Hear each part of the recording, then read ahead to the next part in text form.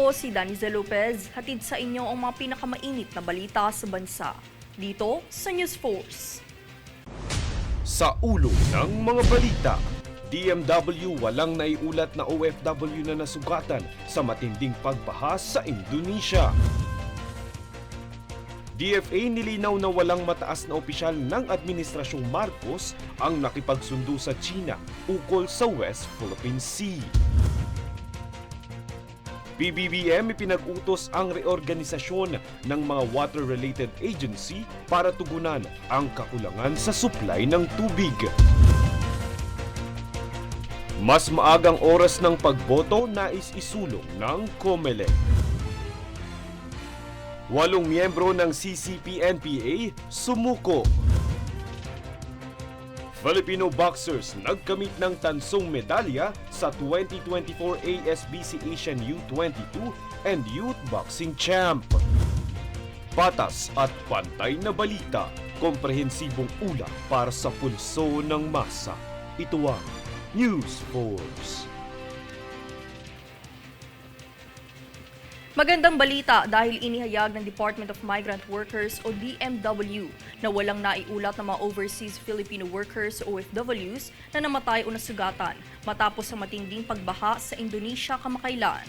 Kasalukuyan din nakikipag-ugnayan ang tanggapan nito sa Singapore, sa Embahada ng Pilipinas sa Jakarta at sa Philippine Consulate General sa Manado upang tutukan ang lagay ng mga OFWs sa Indonesia na maaaring naapektuhan ng malakas na pag-ulan sa South Sulawesi.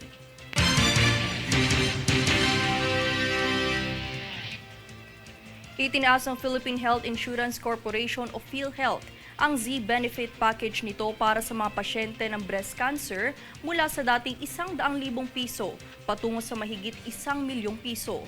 Isinaad ng PhilHealth kamakailan ang pinahusay na Z-Benefit Package ay sumasaklaw na ngayon sa Stage 0 hanggang Stage 4 ng breast cancer at pinalawak pa ang eligibility qualifications ng mga miyembro na maaaring mag-avail. Kabilang na rin ang mga pasyenteng sumasailalim sa paggamot para sa nasabing sakit. Ayon sa Pangulo at Chief Executive Officer ng PhilHealth na si Emmanuel Ledesma Jr., ang hakbang na ito ay patunay na nakatuon ng PhilHealth sa pagsunod sa misyon nito na magbigay ng mga benepisyo sa mga Pilipino.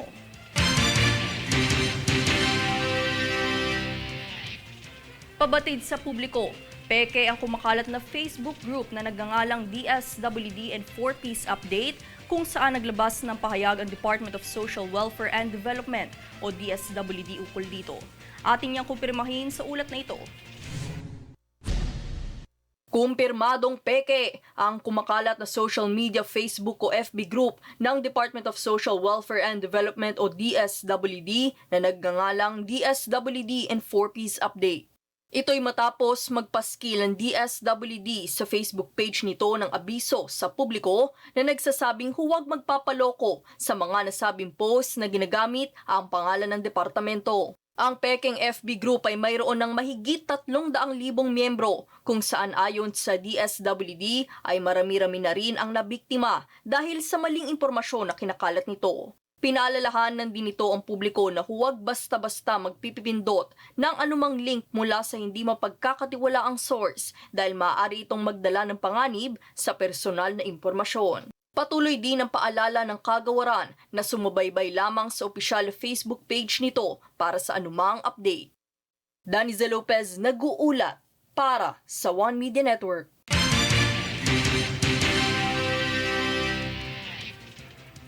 Itinanggi ng Department of Foreign Affairs o DFA na nagkaroon ang administrasyon ng Marcos ng kasunduan sa China ukol sa pinagagawang teritoryo sa West Philippine Sea.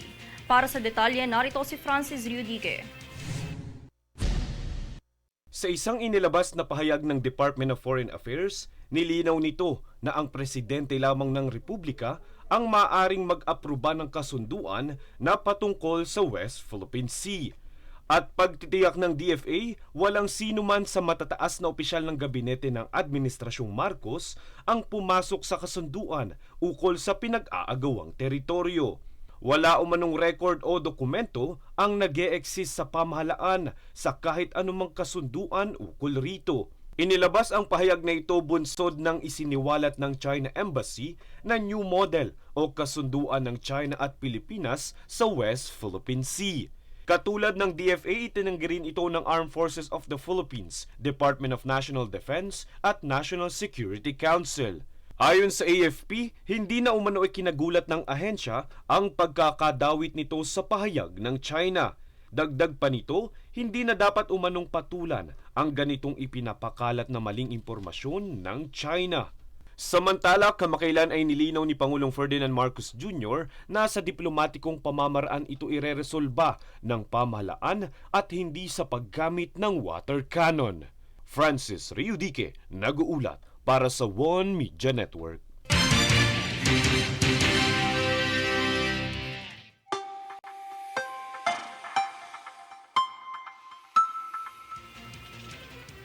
Ito na nga kaya ang pinakaunang sama ng panahon ngayong taon.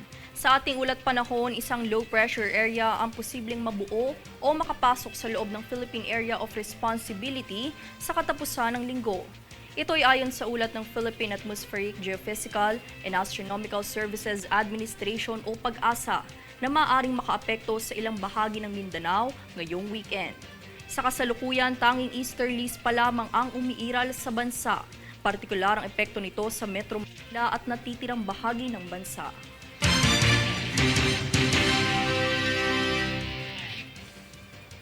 Susunod sa News Force. Senado, nilantad ang posibilidad ng pagkakasangkot sa pogo ng alkalde sa Bamban, Tarlac.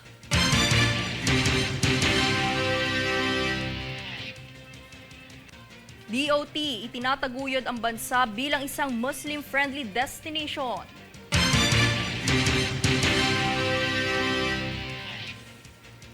PBBM, ipinag-utos ang reorganisasyon ng mga water-related agency para tugunan ang kakulangan sa supply ng tubig.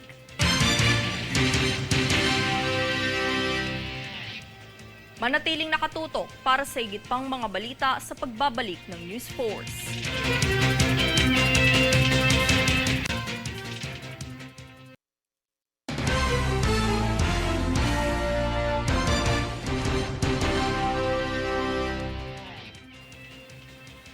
Isiniwalat sa isang pagpupulong sa Malacanang na tinatayang 40 milyong Pilipino ang walang akses sa supply ng tubig.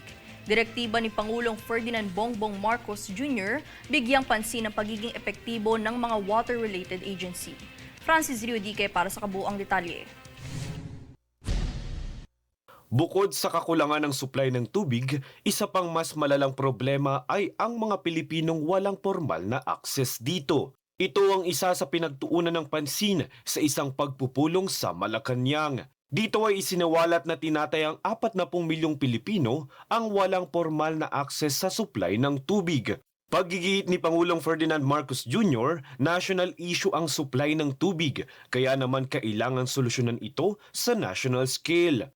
Kaya naman direktiba niya magkaroon ng reorganization sa mga water-related government agencies. Partikular na tinukoy ng Pangulo ang mga mandato o responsibilidad ng mga nabanggit na mga ahensya. Ito ay dahil ayon sa Pangulo, marami ang nag-o-overlap sa mga ito. Titiyakin umano nito ang mas epektibong pagtugon ng mga ahensya sa mga suliranin sa supply ng tubig. Samantala, pinag-utos din ni Pangulong Marcos na balansihin ang alokasyon ng tubig sa mga pribadong sektor, kabahayan at irigasyon. Francis Riudique, nag-uulat para sa One Media Network.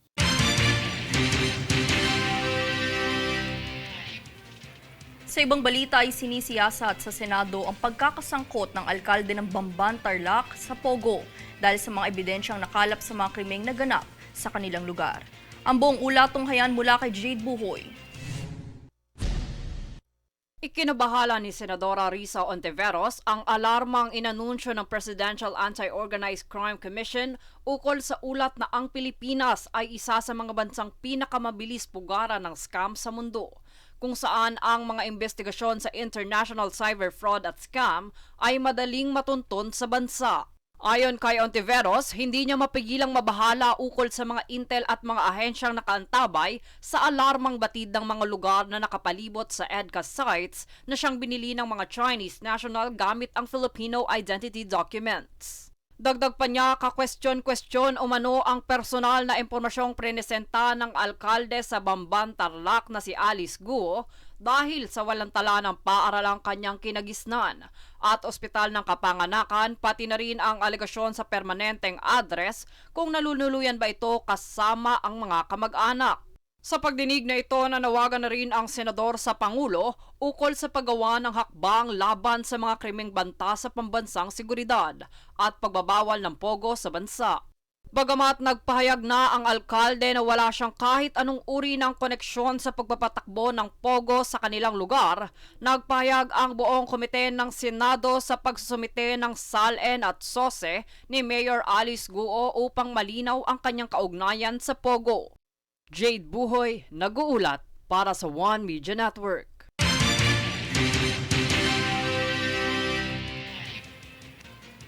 Isinusulong naman ng ilang mambabatas ang pagkakaroon ng mga pampublikong palikuran sa mga national at provincial highway para sa mas komportable at hassle-free na biyahe. Yan ang balitang hatid ni Princess Castro. Upang magkaroon ng maginhawa at maayos na paglalakbay ang mga biyahero, partikular na ang mga bumabiyahe ng higit sa 4 na oras, isinusulong ng ilang mambabatas ang pagpapatayo ng mga pampublikong palikuran sa mga national at provincial highways sa bansa. If you travel along our national highways, malayo, lalo na sa amin, galing sa Surigao del Sur, punta ka ng Davao, it takes you about 6-7 hours to travel. Kailangan kang tiisin mo muna bago ka makarating sa magandang comfort room or toilet or gasoline station. Kung wala, talagang mahirapan, lalo na sa mga seniors. Sa naging diskusyon sa komite nitong Martes, inirekomenda ng Department of Health na dapat ay magkaroon ng 3 metrong distansya mula sa dulo ng highway ang ipapatayong palikuran.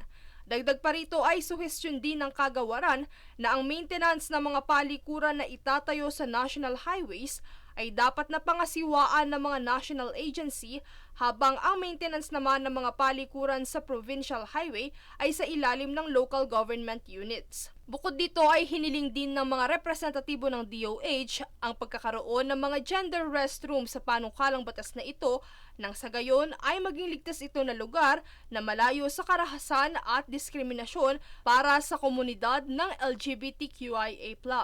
Samantala, ayon sa ilang miyembro ng komite, ang 3 metrong distansya ay kulang. Anila dapat at least 60 meters ang distansya nito mula sa dulo ng highway para mayroong espasyo para sa parking area ng mga sasakyan upang hindi magdulot ng pagbigat at abala sa daloy ng trapiko. Suwestyon naman ng Department of Public Works and Highways kaysa palikuran lamang gawin na itong rest area para magkaroon din ng espasyo para sa mga manlalakbay na gustong magpahinga o kumain.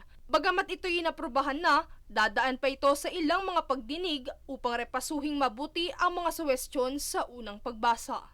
Princess Castro, nag-uulat para sa One Media Network.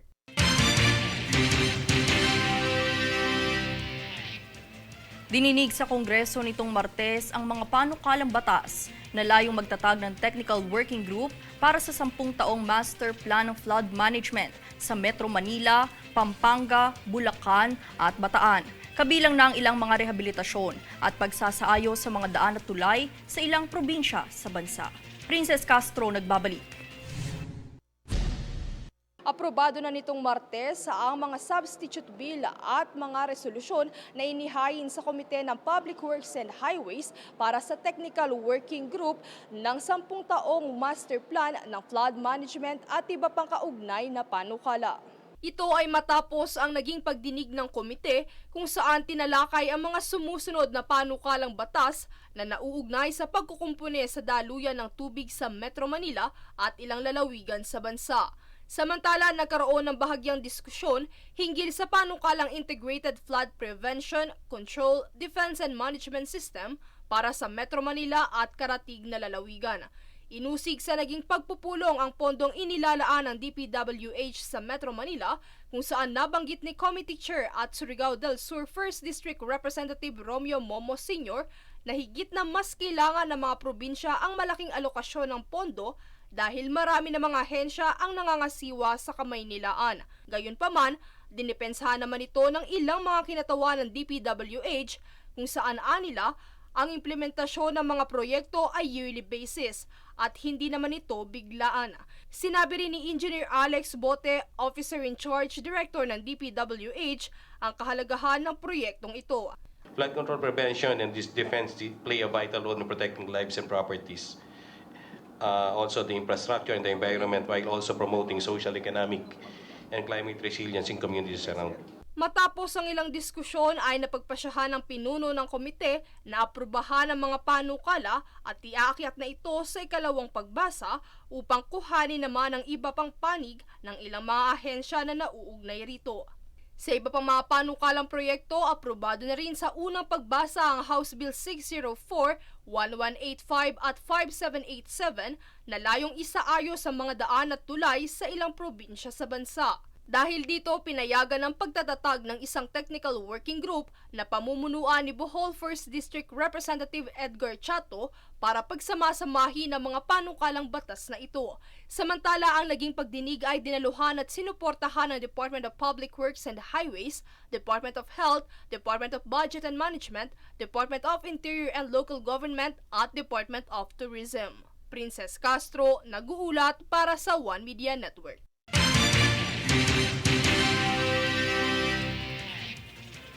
Sa ginanap na Arabian Travel Market nitong kamakailan lang ay nakipagpulong si Department of Tourism o DOT Secretary Cristina Garcia Frasco sa umigit kumulang 70 tourism at travel stakeholder mula sa Middle East market upang itatag ang bansa bilang isang destinasyon ng paglalakbay na angkop sa mga Muslim. Ayon sa kalihim, ang Pilipinas at ang mga Middle Eastern country ay may iisang kultura, kasaysayan at relihiyon na humubog sa dalawang bansa kabilang ang mayamang pamana ng Islam.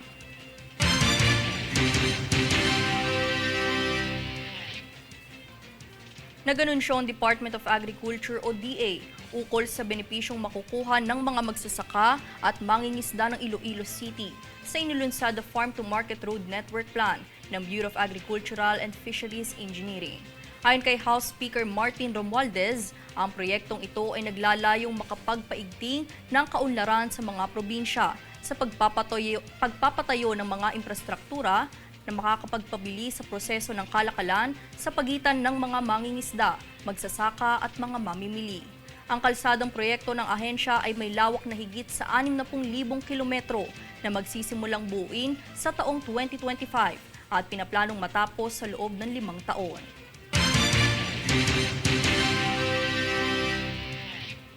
Samantala, mahigit 1,000 na ang nahuli ng Special Action and Intelligence Committee for Transportation o SAICT sa EDSA busway operation dahil sa hindi pagsunod ng mga sasakyan na dumadaan dito. Panoorin ang buong balita. Sa patuloy na operasyon ng Special Action and Intelligence Committee for Transportation o SAICT sa EDSA busway ay nakahuli na ito ng mahigit 1,000 sasakyan na hindi otorisado. Kahapon ikapito ng Mayo ay nahuli ang 8 sasakyan na kinabibilangan ng 2 motorsiklo, 5 pribadong sasakyan at 1 government unit o ambulansya. Matatandaan na bukod sa mga kolorong na ambulansya ay hinuhuli rin ng mga kawani ng SAICT ang mga ambulansya na walang sakay na pasyente na dumadaan sa bus lane. Sa kabuuan ay nakapagtala ang SAICT ng 1,473 sasakyan na nahuli simula Enero dahil sa pagdaan sa EDSA busway ng hindi otorisado. Daniza Lopez nag-uulat para sa One Media Network.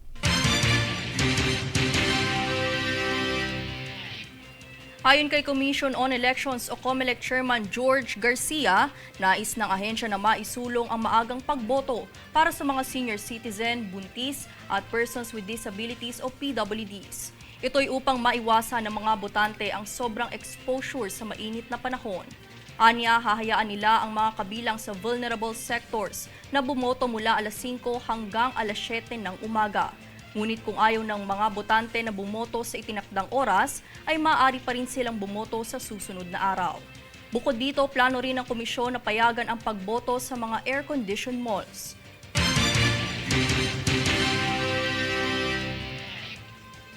Susunod sa News Force. Artwork tribute para sa relief support ng UAE sa Pilipinas. Ipininta sa isang court sa Maynila.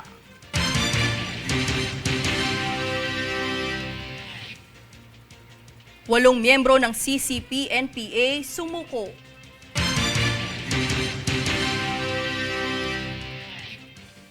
Makati muling nagsagawa ng clearing operation sa lungsod.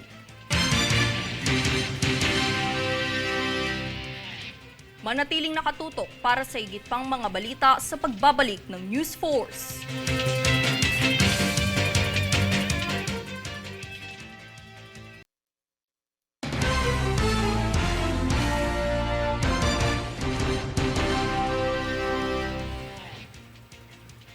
Pinangunahan ng Army Operating Troops ng 25th Infantry Battalion at 16th Infantry Battalion ang pagsuko ng 8 CPP-NPA terrorists at OCNTs nitong nagdaang buwan ng Abril sa mga lugar ng Davao de Oro at Davao Oriental.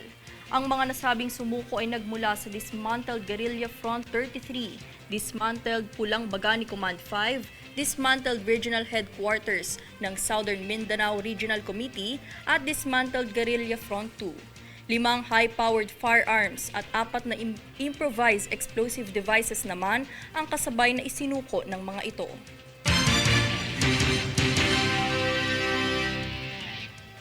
Isang artwork ang ipininta sa isang basketball court sa Santa Cruz, Maynila, kung saan makikita ang 4 na leader mula sa United Arab Emirates o UAE. Ito umano'y isang tribute artwork upang kilalanin at pahalagahan ang bukas na palad ng UAE na tulungan ang Pilipinas sa panahon ng mga krisis at kalamidad. Kasama dito ang relief support na ibinigay noong pumutok ang Bulkang Taal noong 2022, pati na rin ang mga donasyong bakuna at RT-PCR machines noong pandemya. Ayon kay Manito Wang, isa sa mga organizer ng proyekto, mas tumingkad ang court hindi lang dahil sa mga kulay na naipinta dito, kundi pati na rin ang pagiging simbolo ng pag-asa nito sa mga Pilipino.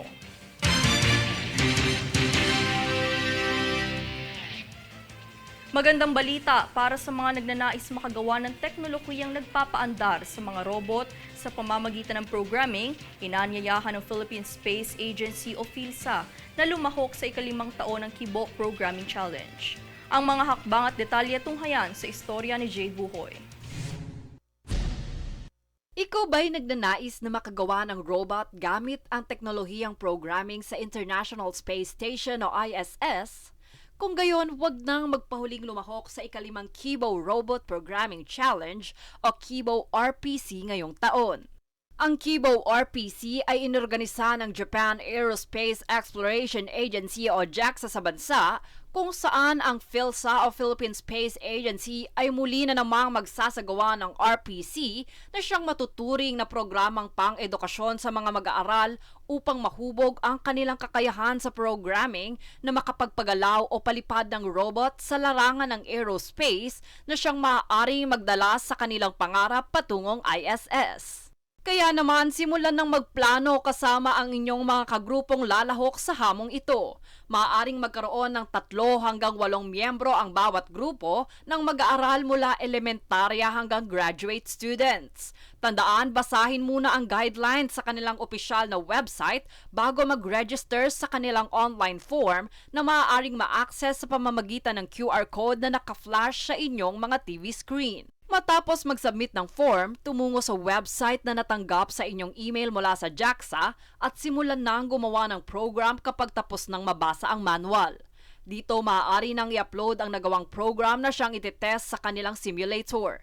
Makalipas ang hakbang na ito, maaari pang ayusin at pagandahin ang program na nagawa hanggang maging sapat na ang score para sa inyong mga grupo. Pagkatapos nito, huwag kalimutang ipasa ang Final Android Package Kit o APK program sa system bago ang ika-20 araw ng Hunyo. Paghihikayat pa ng PhilSA, join the mission na! Habang naka-extend ang kanilang deadline hanggang ika-27 araw ng Mayo. Jade Buhoy, nag-uulat para sa One Media Network.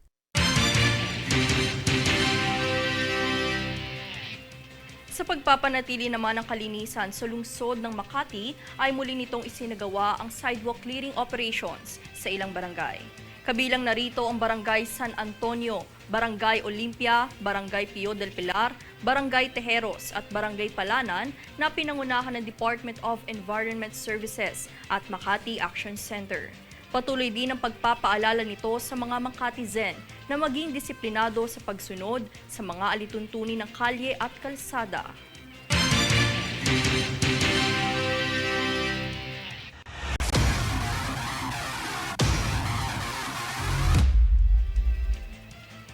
Balitang pampalakasan, 4 na Pilipinong boksingero ang nakasampa sa podium spot matapos makamit ang tansong medalya sa 2024 Asian Boxing Confederation Under-22 and Youth Boxing Championships na ginanap sa Astana, Kazakhstan. Pinangungunahan ni Mark Ashley Fajardo ang listahan ng mga bronze medalist mula sa kanyang kampanya sa Men's Under-22 Light Welterweight 63.5 kg category. At sinundan naman ito ni J. Brian Baricuatro ng Men's U22 Minimum Weight 48 kg, Robert Malunok Jr. para sa Men's Youth Minimum Weight 48 kg at Flint Hara ng Men's Junior Bantamweight 54 kg.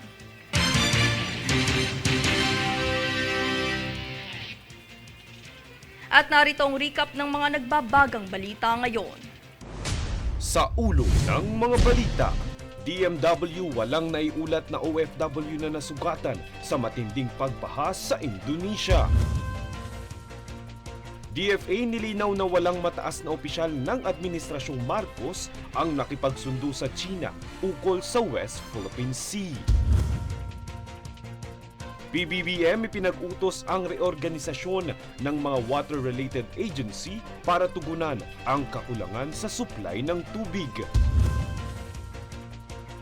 Mas maagang oras ng pagboto nais isulong ng COMELEC.